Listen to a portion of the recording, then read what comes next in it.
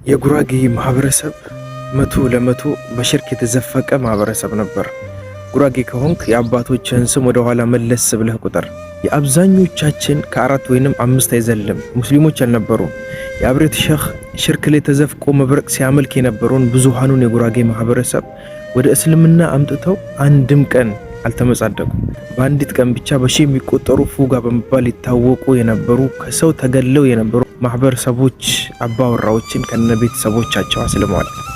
ይውልኝ፣ ስሙልኝ፣ እወቁልኝ ሸኾቹ ጋርም ሆነ በሐቂቃ የተከተላቸው ሰው ጋር የለም። ይልቁንስ ሸኾች ጌታቸውን በመገዛት ሁሌም ቢዚ ነበሩ።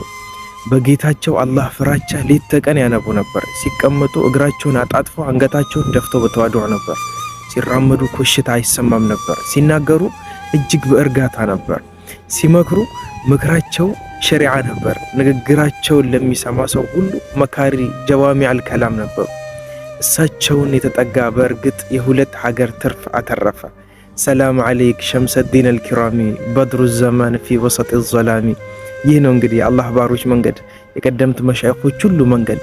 በሀገራችን የተለያዩ ክፍል የነበሩ መሻይኾች እንዲህ ነው ሀገሩን ያቀኑት። እነሱን መሆን ባንችል እንኳን መመሳሰሉን አላህ ያግራልን። ቀደሰ አላሁ ሲረሁ።